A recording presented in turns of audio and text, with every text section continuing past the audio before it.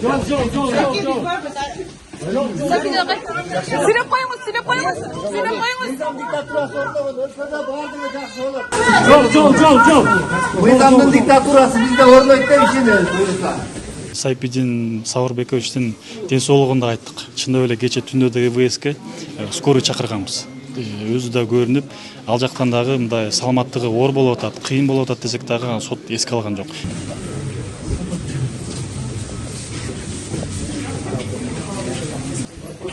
Сүйлө.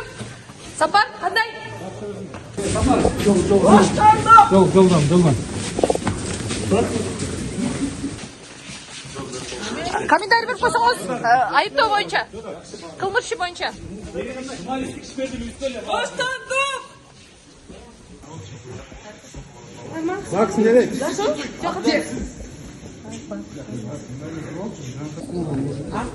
Akıl nerede?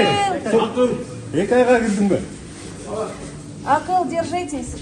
Просто бардығыны, уже чечим башында эле чыкканда, ана жөнүн алып показывать да бизге жөн. Баласы менен биринчи эмне болот дейм. Мен мисалы үчүн оюмда бар. Баланы ким багат? Единственный кормилец болду. Кетип чыкты. Екі айға. Сиз көргөн айттар үчүн не дейсиз? Макул эмес мен. Демек сен окусаң Кайсы берене мен коят ата. Бүркүң эле келет да. 273 масалык башаламандыкка баягы. Азыр эмне беренени алмаштырды? Ооба мен Кайсы алмаштырды? айыпталуучумун да ошондо. Катыштыгы бар да ошо масалык башаламандык кылууга катыштыгы бар. Эми жанакы экспертизасын окусаң эми бүркүң эле келет эми. Эми жумат. Кандай чечим чыкты? Комиссия подали незаконно произвол властей, не согласен. Давайте, спасибо.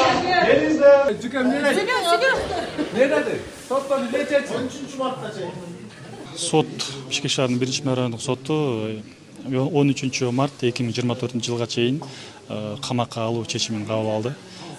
Бул чечимди мыйзам кармалгандыгындагы мыйзамдуу деп тапты. Биз жүйөлүү себептерди өзүбүздүн негиздерибизди айтсак дагы сот аны эске алган жок. Анан Сайпидин Сауырбековичтин ден соолугунда айттык. Чындап эле кече түндө да ЭВСке скорый чакырганбыз. Өзү да көрүнүп, ал жактан дагы мындай саламаттыгы оор болуп атат, кыйын болуп атат десек дагы сот эске алган жок. Бүттүк кагаздарды бердик. Мындай айттык да сотко дагы чурмат, сот эске алып коюңуз, саламаттыгындагы инфаркт алган, баласы инвалид. Анан эми ушул жагдайлардын баардыгы эске алып, тиги үй камагына круглосуточный үй камак болсо дагы чыгарып берип койгула десек дагы эске албай, тергөөнүн айткан сөздөрү менен биздин айткан сөздү эске албай, канааттандырып калтырып койду да биздин өтүнүчтөрүбүздүчү. Анан мен ойлойм эртең менен келип туруп мен Бишкек шаардык сотуна даттанам. Кармалгандыгын мыйзамсыз деп айтсак да кече биз ошол эртең менен 9га барып түнкү 10:30 чыкты. Ошол убакытка чейин кармап отурушту да. Таптакыр түшүндүксүз болуп атат бунун баардыгы. Бузумов Жодардын адвокаты болом. Сот толугу менен тергөөнүн өтүнүшүн канагаттандырды. Биринчиси кармалгандык мыйзамды негиздүү деп тапты.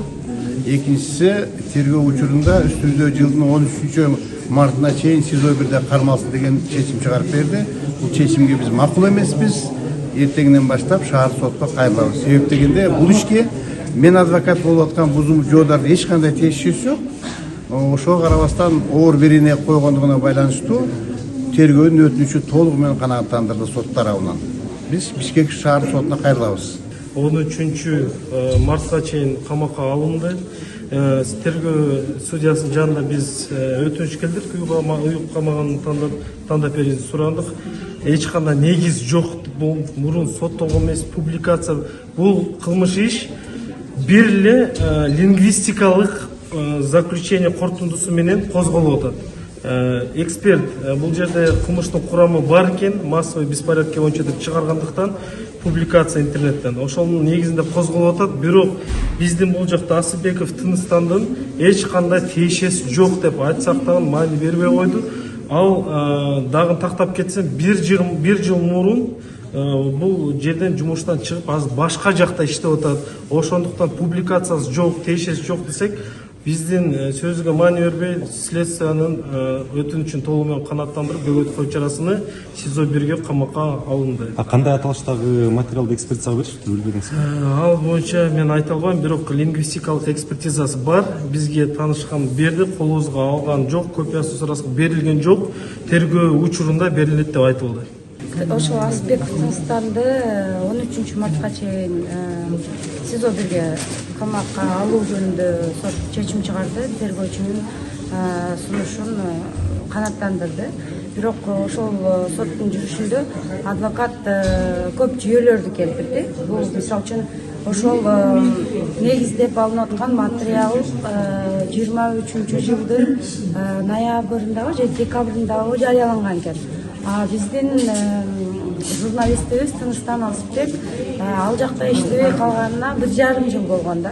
Ошон үчүн бул баягы негиздеп алынып аткан материал менен эч кандай мындай байланышы жок.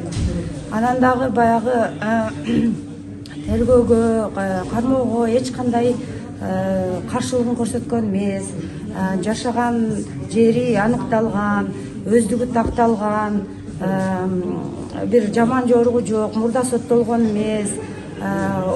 Тергөөгө бардык суроолоруна жооп бериптир. Бир да суроосуна жооп бергенден баш тартпаптыр. Ошолордун баардыгын келтирип адвокат. Андан сырткары ошол жанагы материал, негиз болуп аткан материалга кандай негиздеме бересиңер, ошо Тыныстандын кайсы жеринде байланышы бар экен десе, тергөөчү кала берсе ошол билбейт экен да. Менин маалыматым жок деп жооп бере албай калды. Сиз мындай допросту окудуңузбу өзү десе дагы окуган эмес экен да дажечи. Анан жөн эле тупо эле биз ошо башаламандык уюштурат деген, коркунучтуу кылмыш жасайт деген күмөнүбүз бар. Мүмкүн деп туруп эле. Анда Тыныстан айтты, анда 7 миллион адамдын баардыгын кылмыш жасашы мүмкүн деп алып келип камай бергиле. Мен эч кандай байланышым жок. Ошол адамдар өздөрү публикациясына жооп бере берсин депчи. Ошентип айтты, бирок ошо сот аябай мындай адекваттуу аткандай таасир калтырган. Анан аяк жагында чечим ошол тергөөчүнүн сунушун канааттандыруу менен аякталды. Бекова Сапарбека было избрано мера пресечения в виде содержания под стражей сроком до 13 марта 2024 года. Данное решение суда мы, конечно, будем обжаловать по апелляционном порядке в Бишкекском городском суде.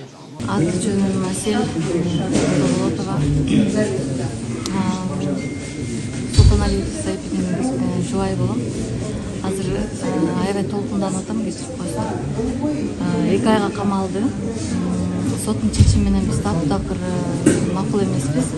Анткени Султаналиев Сайпидин эч качан элге бүлүк салып же бир үгүттөп, бир башаламандык кылган адам эмес. Аны биздин үй бүлөнү тааныган бардык жарандар тастыктап бере алат.